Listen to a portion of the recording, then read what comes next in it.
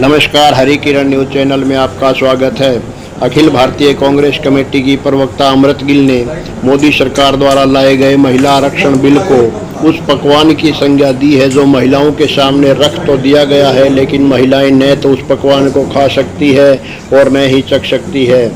उन्होंने कहा कि यदि मोदी सरकार महिलाओं की हितैषी होती तो यह मौजूदा समय से ही लागू करती और महिलाओं को 2024 के चुनाव में इसका फायदा होता। अमृत गिल के अनुसार कांग्रेस ने सदैव महिला आरक्षण का समर्थन किया है और महिलाओं के उत्थान के वास्तविक कार्य भी कांग्रेस ने किए हैं। यहाँ तक कि कांग्रेस ने ही देश को सबसे पहली प्रधानमंत्री, पहली राष्ट्रपति, पहली लोकसभा स्पीकर व पंजाब में मुख्यमंत्री और दिल्ली में मुख्यमंत्री तक कांग्रेस ने दिए। उन्होंने कहा कि बिल पारित होने के बाद भाजपा की जो सांसद खुशनुमा मुद्रे में प्रधानमंत्री के साथ फोटो खिंचवा रही थी, ये वही महिला सांसद है जो कठुआ गैंगरेप, मणिपुर की घटनाओं व जंतर मंतर पर खिलाड़ियों के प्रदर्शन व पुलिस द्वारा उन्हें घसीटे जाने के दौरान चुप बैठी थी। कांग्रेस नेत्री अमृत गिल ने अन्य मुद्दों पर भी विस्तार से प्रकाश डाला और मोदी सरकार की आलोचना की। सुनिए कांग्रेस नेत्री की बात, जिसमें उन्होंने क्या कहा। नमस्कार साथियों, आज की प्रेस वार्ता में आप सभी का स्वागत है। इंडियन नेशनल कांग्रेस महिला आरक्षण का पुरजोर समर्थन करती है, करती थी और करती रहेगी। हम महिला सशक्तिकरण के लिए शुरू से ही वचनबद्ध हैं। जब से इंडियन नेशनल कांग्रेस बनी है, आज़ादी से लेके इसका शुरुआत में हम देखेंगे 1931 में महात्मा गांधी जी और नेहरू जी ने जब यूनिवर्सल एडल्ट फ्रेंचाइज का लॉन्चिंग किया, जिसमें एक आदमी एक वोट का उन्होंने नारा दिया, तब एक महिला एक वोट का जो राइट था वो इंडियन नेशनल कांग्रेस की सोच से निकला था, जिसमें नेहरू जी भी शामिल थे। और आगे धीरे धीरे चलते हैं, क्योंकि बहुत सारे विकसित देशों में महिलाओं ने बहुत ज़्यादा जंग और लड़ाई की, जिससे उनको ये वोट का अधिकार मिला। पर हमें इसके लिए लड़ाई नहीं करनी पड़ी, क्योंकि हमारे जो संविधान निर्माता थे, हमारे जो लीडर थे, वो पहले ही बहुत दूरंदेशी थे। इसके बाद हम 1989 की बात करें, 1979 की बात करें, तो राजीव गांधी जी उन्होंने एक नई सोच का बीज बोया कि पंचायती राज और म्यूनिसिपल कॉरपोरेशंस में महिलाओं को आरक्षण मिले, जिसके लिए उन्होंने अमेंडमेंट इंट्रोड्यूस किया। बट वो कई कारणों करके, बहुत सारे कारण रहे, वो पास नहीं हो सका। और उसके बाद पीवी नरसिम्हा राव जब प्रधानमंत्री बने तो 92-93 में 72 और 73 अमेंडमेंट के तहत उन्होंने विमेन रिजर्वेशन बिल, जिसमें 33% विमेन्स को रिजर्वेशन मिला, उसको पास करवाया। और जिसके सदका मैं कहूँ आज 15 लाख महिलाएं पंचायत में और नगर पालिका में 15 लाख महिलाएं आज नेतृत्व कर रही हैं, वो पंचायत को और नगर पालिका को संभाल रही। इसके बाद बहुत सारी कोशिशें रहीं ऑपोजिशन पार्टी की तरफ से भी। हमने 2008 में विमेन रिजर्वेशन इन पार्लियामेंट हम फिर से लेके आए, जब हमारी 2004 में सरकार बनी। 2008 में कोशिश हुई, 2010 में राज्यसभा में पास भी हुआ, पर इसको हम लोकसभा तक नहीं लेके जा पाए। और ये क्योंकि सरकार बदल गई, बीजेपी आ गई 2014 में, तो ये पास नहीं हो पाया। बीजेपी का फर्स्ट प्रोमिसेस में से एक प्रॉमिस था कि हम 33% महिला आरक्षण देंगे पार्लियामेंट और विधानसभा में। 2014 में उन्होंने प्रॉमिस किया, पर फिर इसको ये 2019 तक ले गए और 19 में भी इनका सबसे महत्वपूर्ण प्रॉमिस था कि ये लोग 33% विमेन रिजर्वेशन देंगे। पर अब 9.5 साल के बाद ये विमेन रिजर्वेशन बिल लेके आए। पार्लियामेंट का एक स्पेशल सेशन बुलाया गया। इस बिल के बारे में, इस बिल के में क्या खामियां हैं ये तो मैं आपको बाद में बताती हूँ। पहले मैं एक छोटा सा एग्जाम्पल से आपको समझाती हूँ कि महिलाओं के साथ ये हुआ कि हमें एक फंक्शन में बुलाया गया कि ये फंक्शन महिलाओं के लिए है और उसमें तरह तरह के पकवान रखे गए और महिलाओं को बोला ये सभी आपके लिए है, ये सभी आपके लिए है, आप इसको देख सकते हो, इसको देख के खुश हो सकते हो क्योंकि ये खाना आपको है। पर इसमें एक छोटी सी प्रॉब्लम है कि ये आप 2029 तक या 2039 तक टेस्ट कर पाएंगे। क्यों है ये आपके लिए, यहाँ पड़ा है। रिजर्वेशन हम ले आए क्योंकि बीजेपी ने कहा कि वो वचनबद्ध है। अब इसमें वो लोग चाहते तो 2024 में ही विमेन रिजर्वेशन को लागू कर सकते थे। जब हम लोकसभा और राज्यसभा में इस बिल को पास करा सकते हैं तो जो ऑलरेडी पैरामीटर्स हैं, जैसे ऑलरेडी रिजर्वेशंस हुई हैं, 33% ऑलरेडी हम बाकी कैटेगरीज को रिजर्वेशन दे रहे हैं, उसी में से हम महिलाओं को रिजर्वेशन दे सकते थे। पर इन्होंने, क्योंकि असली में दिखाना है, देना नहीं है, तो उसमें इन्होंने OBC, other backward class categories को भी महिलाओं को आरक्षण नहीं दिया। तो इन्होंने सिर्फ दिखाया जैसे ये जुमले करते हैं और उसमें इन्होंने एक क्लॉज रखा कि ये सेंसस के बाद, अब सेंसस 2021 में होना था, अभी तक नहीं हुआ, कब होगा इसका अनुमान हमें नहीं है। उसके बाद डिलिमिटेशन होगा, तो इसके बाद ये 2029 में लागू होगा। इसी में बीजेपी के कुछ मिनिस्टर्स का कहना था जिन्होंने आर्टिकल 82, 83D(a) का आह्वान दिया, जिसके मुताबिक तो ये 39 तक पॉसिबल ही नहीं है विमेन रिजर्वेशन। और इसमें मैं कहूँगी कि इनकी विल की कमी है। जिन्होंने 24 की इलेक्शन सामने है, महिलाओं को उनका ध्यान अपनी तरफ कि हम वाकई में महिलाओं की पार्टी हैं, महिलाओं के लिए बहुत सोचते हैं, इसलिए ये बिल लेके आए और इसको पास भी करा दिया। पर इसका वो जैसे दुकान में पकवान पड़ा है पर चखेंगे आप 2029 को या 39 को, ये अभी किसी को नहीं मालूम। तो ये रहा। और इसमें अगर हम कहें कि आपको एक मैं तस्वीर दिखाती हूँ, ये तस्वीर आप सभी ने देखी होगी। प्रधानमंत्री के साथ बीजेपी की सभी मेंबर पार्लियामेंट्स खड़ी हैं, बहुत गदगद मुस्कुरा रही हैं। पर ये पार्लियामेंटेरियन तब चुप थी जब कठुआ में 8 साल की बच्ची के साथ रेप हुई। ये तब भी चुप थी जब हरियाणा की हमारी बेटियां जंतर मंतर में बैठकर अपने हक के लिए ब्रिजभूषण के खिलाफ अपनी आवाज बुलंद कर रही थी। तब भी ये चुप थी, मुंह में दही जमा के बैठी थी। और जब मणिपुर में एक भयावह हादसा होता रहा, 3 महीनों तक मणिपुर जलता रहा, हमारी बेटियों को नग्न अवस्था में घुमाया गया, तब भी ये चुप थी। और आज ये मुस्कुरा रही हैं। इनका मुस्कुराना वाजिब है क्योंकि इनको लगता है कि शायद महिलाएं जो हैं इस बिल से मान जाएंगी और ये सत्ता में वापसी का इनका एक तरीका है। जैसे जुमले ये लोग पहले भी देते आए हैं लोगों को, वैसे ही इनका ये अभी तक जुमला है। अदरवाइज इनको जो ऑलरेडी रिजर्वेशन चल रहा है उसी में महिलाओं को रिजर्वेशन देना चाहिए।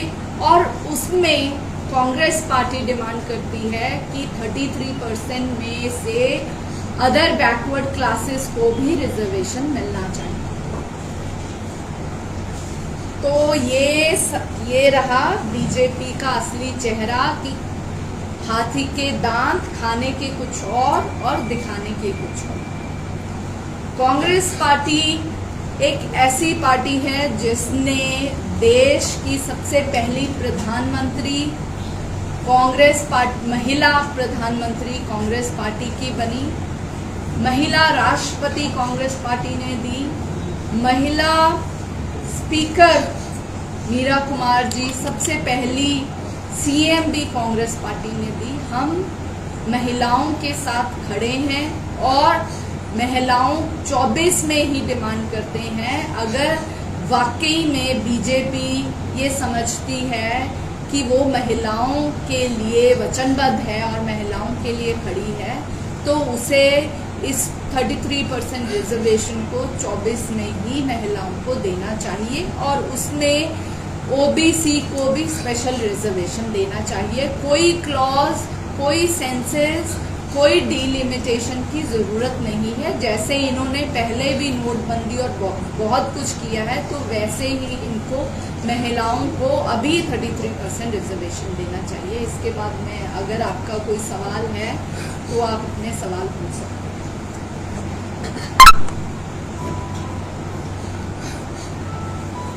मैं हमारा संविधान समानता का अधिकार देता है, तो ये फिर अलग 33, 27, 11, 18 ये वोट की राजनीति है। महिलाएं अब बिना रिजर्वेशन चुनाव नहीं लड़ सकती, या कहाँ पे लड़ेगी। जो आज नेता लड़ रहे हैं, अगर वो उनका हल्का रिजर्व हो गया तो उन्हीं की घरवालियाँ आ जाएगी, तो जरूरतमंद जैसे आरक्षण वाली बात है, तो ये भी तो वही हालत होनी है। इसका मैं एक बड़ा एग्जाम्पल देती हूँ कि अगर आप किसी के यहाँ 3 बच्चे हैं, तो एक बच्चा बहुत होशियार है, एक ठीक, एक बहुत कमजोर है, तो क्या हम अपने कमजोर बच्चे पे थोड़ी ज्यादा मेहनत नहीं करते? आरक्षण का मतलब जो कमजोर वर्ग है, जो आर्थिक तौर पे कमजोर है, मानसिक तौर पे कमजोर है, जिसके पास शिक्षा के माध्यम नहीं है, आरक्षण उसको बराबरी, उसको वो अपॉर्चुनिटीज प्रोवाइड करता है जिसमें महिलाएं आती हैं। आप मुझे अभी ये बताइए, क्या वाकई में महिलाएं और पुरुष एक समान है? महिलाओं को बहुत सारी चीज़ों के लिए पुरुषों पे निर्भर रहना पड़ता है। तो जब तक हम उनको आरक्षण, महिलाओं को आरक्षण का क्या मतलब है कि महिलाएं महिलाओं से लड़ेंगी तो उसमें से जीतेंगी भी महिलाएं।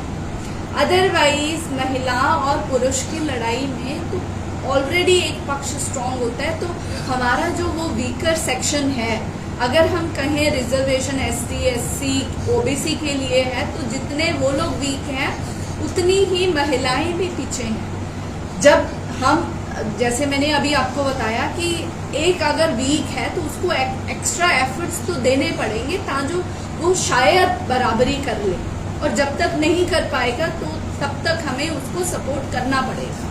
महिलाएं हो, OBC हो, SC ST हो, तो इसके लिए हमें उनकी सपोर्ट निरंतर करनी पड़ेगी। कांग्रेस पार्टी शुरू से ही करती आई है और हम आगे भी उनके साथ खड़े और सपोर्ट करते रहेंगे। मैम, कांग्रेस की सरकार थी जब राज्यसभा में ये पास हुआ था से, उस टाइम OBC का कोटा इसमें नहीं था। आज आप OBC की बात कर रहे हो, तो क्या कोई आपने पॉलिसी चेंज के कारण कर रहे हो? कांग्रेस ने क्या चेंज किया है जो आज बैकवर्ड क्लास की बात कर रहे हैं? देखिए, तब के हालात अलग थे, चीज़ें डेवलपमेंट तो डे बाय डे होती रहती है। तब बाकी कैटेगरीज थी, रिजर्व कैटेगरी थी, उसमें OBC की बात नहीं थी, पर अब OBC जो है बहुत बड़ा वर्ग है जिसकी बात उठाई नहीं जा रही, और उसके लिए हम OBC के साथ खड़े हैं और उनकी आवाज़ बुलंद कर रहे हैं, क्योंकि कहीं ना कहीं वो भी बहुत बड़ा वर्ग है और निगलेक्टेड है। मैम, जातिगत जनगणना की बात करें, OBC की जातिगत जनगणना, इसके साथ में रिजर्वेशन की आप बात कर रहे हैं, तो जहाँ कांग्रेस की सरकारें हैं वहाँ ये सब चीज़ क्यों नहीं हो पा रही? राज्यों के अंदर वहाँ ये पहल क्यों नहीं हो पा रही, चाहे वो विधानसभा में या पंचायतों में? ऐसा बिल क्यों नहीं लेके आ पा रहे? पहले तो नेशनली सेंसस होगा ना, जनगणना नेशनल लेवल पे होगी, उसके बाद वो जब पब्लिक होगा तो उसमें बिहार सरकार ने तो राज्य लेवल पे करवाया है, तो करेंगे हम भी उस चीज़ पे। हम आगे काम कर रहे हैं, हमारी स्टेट्स में काम चल रहा है, हम इस पे और ध्यान से और काम करेंगे, और वी आर कमिटेड इसमें कोई दो राय नहीं है। हम सभी को समान रख के कांग्रेस पार्टी की विचारधारा जो अहिंसा से, गांधी जी के जंतर से आती है कि कतार में खड़ा आखिरी वो व्यक्ति उसको लगे कि ये हमारी सरकार है, हम उसके लिए वचनबद्ध हैं और हम उसके लिए निरंतर काम कर रहे हैं, चाहे उसमें SC, ST, OBC, जनरल, महिलाएं, कोई भी वर्ग है। आपने कठुआ, जंतर मंतर, मणिपुर का जिक्र किया और जब भी ये घटनाएं सामने आई, कांग्रेस ने उठाने का प्रयास किया तो बीजेपी ने दबा दिया कि राजस्थान में भी ऐसी घटनाएं हो रही है और कांग्रेस को बचाव की मुद्रा में आना। देखिए, राजस्थान में जो भी घटनाएं हुई, जिन्होंने घटनाएं की वो जेल के अंदर हैं, उनको पकड़ा गया। और पहले भी जब भी कांग्रेस के सरकार में ये ऐसी घटनाएं हुई हैं तो उसमें कांग्रेस ने स्ट्रिक्ट एक्शंस लिया है। पर मुझे बहुत दुख हो रहा है कि जंतर मंतर में जो हालात, एक तरफ लोकसभा का उद्घाटन था और हमारी बेटियों को घसीटा जा रहा था, दूसरी तरफ प्रधानमंत्री जी मुंह में दही जमा के 3 महीनों तक मणिपुर के विषय में उन्होंने एक शब्द नहीं कहा। जब जन आक्रोश हुआ और वो वीडियोस वायरल हुई तब वो बोलते हैं। पहले भी अगर ऐसी घटनाएं हुई हैं तो हमारे प्रधानमंत्री जी बार बार गए हैं, उन्होंने कोई भी ऐसा इंसिडेंस हुआ है तो आप अगर मॉरल ग्राउंड्स पे कांग्रेस को देखेंगे तो आपको जमीन आसमान का फर्क नजर आएगा। मैम, एक देश एक इलेक्शन की चर्चाएं चल रही हैं, इसके विषय में आप क्या ये होना चाहिए ना? एक देश एक इलेक्शन, फिर तो देश में राज्य भी नहीं होने चाहिए। 1968 से पहले एक देश एक इलेक्शन। एक मिनट, उसी विषय पे मैं बात करती हूँ। एक देश एक इलेक्शन की बात करते हैं तो हमारे देश में बहुत सारी स्टेट्स हैं जो रीजनली, लैंग्वेज, जिसके कल्चर्स अलग अलग हैं, यूनिटी इन डाइवर्सिटी है। और एक देश एक इलेक्शन पॉसिबल नहीं है क्योंकि बहुत सारी इसमें पहले कोशिश की गई, 2 बार हुई भी है वन नेशन, बट अगर किसी समय स्टेट की सरकार गिर जाती है तो बहुत सारी प्रॉब्लम्स हैं जिसकी वजह से ये पॉसिबल नहीं है। हर स्टेट का सिस्टम, अब हम ऐसा तो नहीं है जहाँ जिस स्टेट्स में अभी इलेक्शंस हैं और कुछ समय पहले उनकी इलेक्शंस होके आई हैं, वो सरकारें अभी साल भी नहीं हुआ उसको गिरा के हम नहीं बनाए, तो इस संविधान में बहुत सारे संशोधन करने पड़ेंगे। पर वो भी with the passage of time, इतनी बड़ी स्टेट में इतना डाइवर्स है, हम पॉसिबली कर ही नहीं पाएंगे।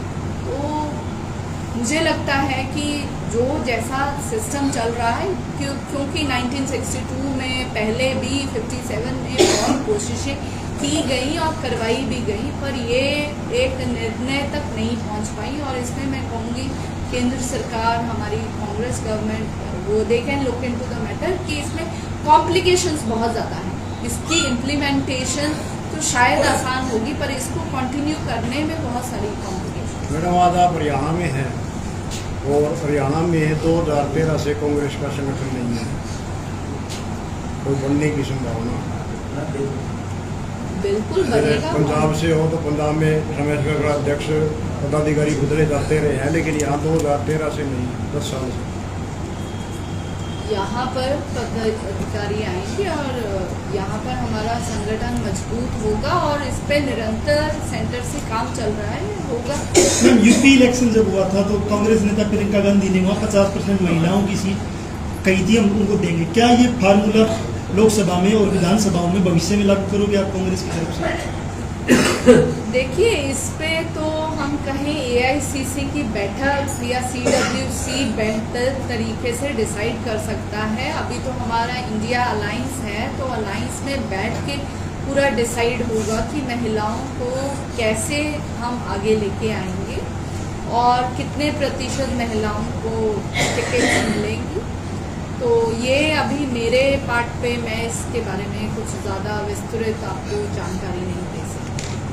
मैडम, आप महिला आरक्षण मुद्दे पे आज हिसार में हो, तो अभी कुछ स्टेटों में इलेक्शन है, कितने ऐसे महिला मुख्यमंत्री आप प्रोजेक्ट कर रहे हो, हम कह सकें कि हाँ कांग्रेस मुख्यमंत्री का दावेदार भी महिलाओं को बना रही है? पहले तो हम कहें भी 4-5 स्टेट्स में इलेक्शंस हैं, पहले तो हमारा फोकस रहेगा कि हम इलेक्शंस को जीतें।